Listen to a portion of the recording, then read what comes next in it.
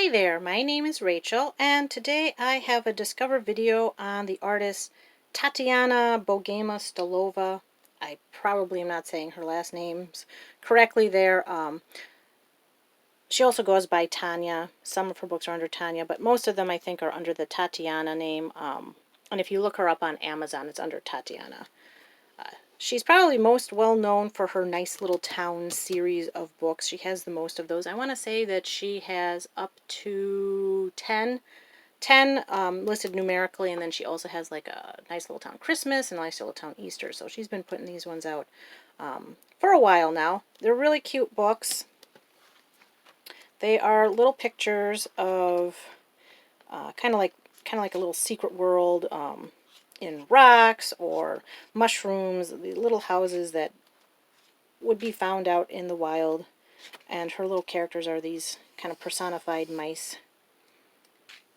And they all just kind of go about their day doing their things in these little cute little town images. I'm not sure that every single one of her Nice Little Town has the characters. Maybe some of her early ones just for the buildings.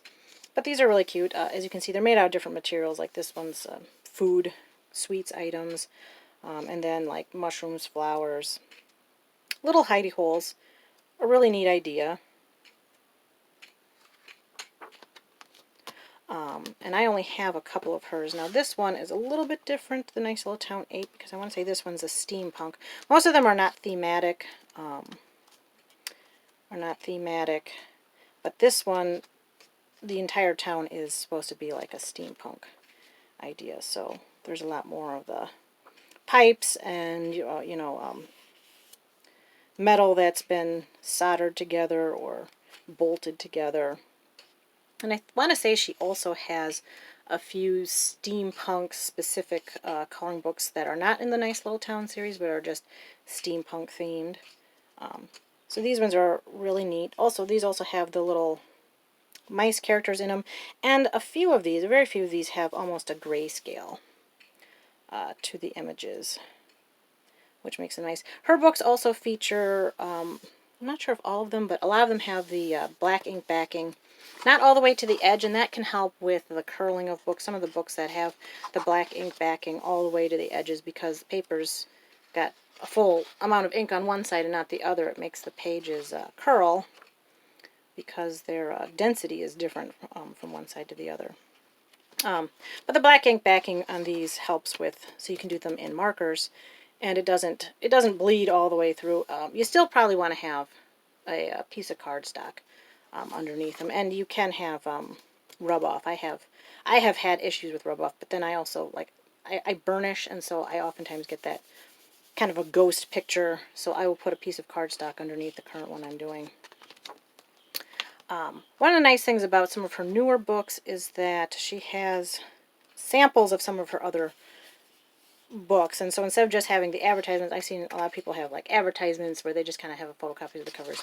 She actually gives you it's usually like the cover image of some of her other books. So you can kind of get an idea of some of the other things that she puts out.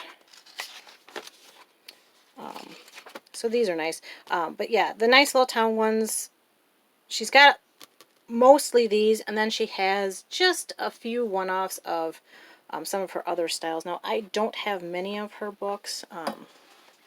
She has, I want to say she has 3 of these, which are the vintage coloring pages. And the artwork in these are slightly different. I think of all of her works, I like these best. These are very pen and ink styled. She has quite a few of those. You get quite a few of those sample coloring pages in the back. But so these ones are these very pen and ink.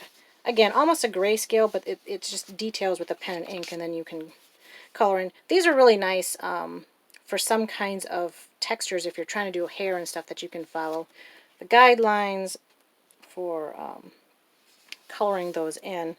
But these are really, really neat detailed pictures, a little bit different than her other style, as you can see. More realistic, different thematically, but she, like I said, she's got about 3 of these, and I just love these pictures. I think these are the cutest little pictures. These are probably my favorites of her, of all of her books. I only have this one, but I'm sure I will pick up some of the others at some other point. And then, like I said, she just has a few other thematic books. She has 2 of these, which are the Nice Little Dragons. She's got Nice Little Dragons 2. These ones are really sweet. Cute little dragons, and this is a double image one, so this book is quite a nice thickness. And I always appreciate the ones that have double images in them. Most of her books don't have the double images in them, though. But just these cute little dragony creatures that they kind of morph into other things, whether they morph into other creatures or they morph into plants, griffins, but really cute, really fun images. Like I said, she's only put out 2 of these dragon ones, but they are just fun, funny little kind of pictures.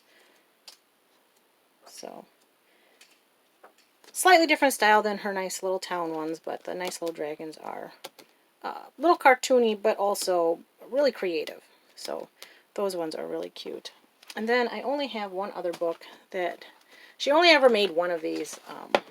There aren't any other in this theme.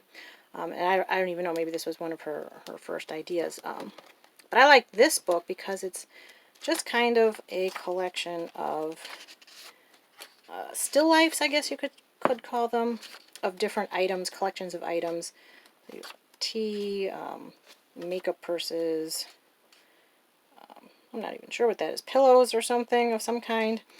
These ones are really neat. Food setups. These ones are really neat because if you're the kind of person that likes to work on textures, and I love doing textures, all sorts of things you can practice your textures on. So obviously you have like soap bottles and bath bombs in here, and then cat and a little cat bed, food setups.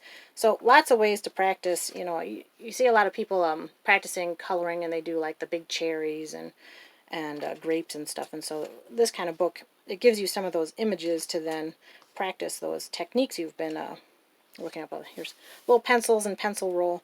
So really neat. And as you can see, this one has the double images. I always like the books with these double images because I feel you're getting, even though you're getting the same pictures to color again, you're getting a couple chances to do things over. So this is also another of her thicker books. And as you can see, she also has quite a few. There's quite a few pages here that are the kind of like advertisements of her other works, but it gives you a sampling. So you might say, oh, hey, I like doing that page. Maybe I'd like to pick up that book. So I don't know how long she's been doing books. I know that she's released one last year, at least last year. So she seems like she's still making these books, which is great. I think she's still continuing her Nice Little Town series, although once you get to 10, I don't know how many you do before that's kind of been, you know, an overdone theme maybe. So who knows what she will come out with next. But she's a really great artist. I think that you should check out her stuff if you've been interested in any of the things that you've seen today. I will provide links for her Amazon webpage in the description. So if you like it, have a look. Thank you very much. Bye-bye.